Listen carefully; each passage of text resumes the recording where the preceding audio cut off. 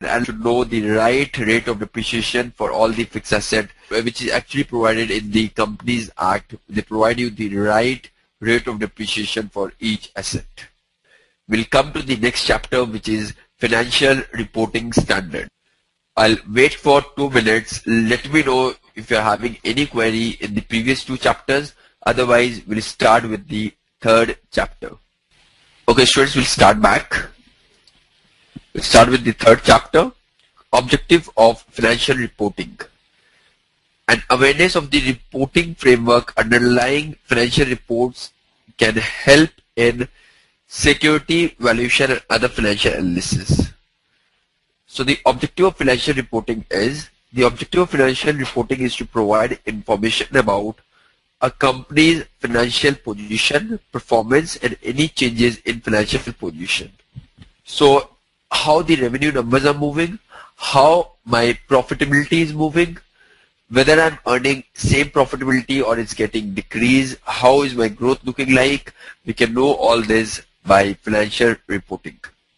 Financial reporting requires policy choices and estimate. That is, whether the management is making a right estimate, right judgment or not, we can know by financial reporting. So there has to be some specific standards, because companies can estimate things wrong. They can try to value their assets or liabilities in a different fashion. So there's some standard bodies who comes up with some standard accounting standard.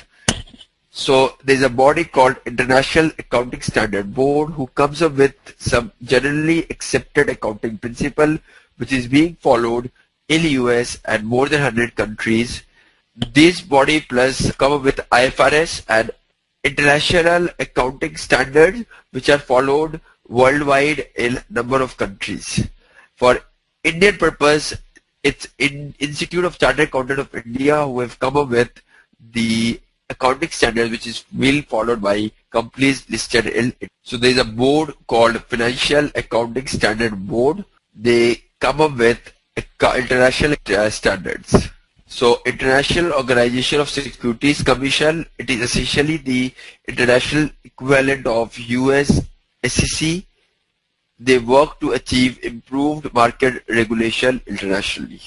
There is FASB, which is Financial Accounting Standard Board, which is a non-government body that sets accounting standard for all companies issuing audited financial statements. Then there is Security Exchange Board, which in the US the form and content of financial statement of companies whose securities are publicly traded are governed by SEC.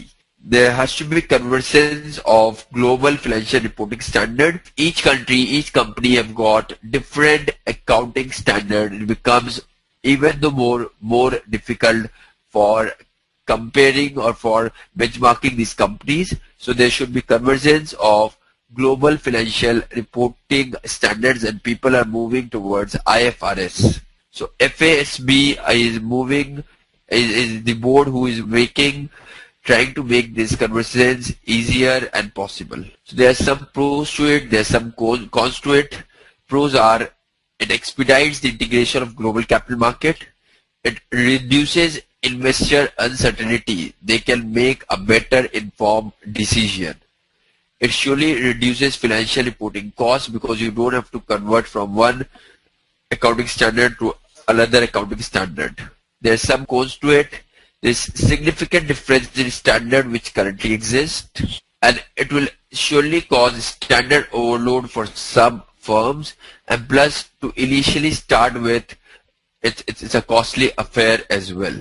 The International Financial Reporting Standard, which is IFRS, which have been used by more than 100 countries worldwide because they provide the uniform standards for all these countries.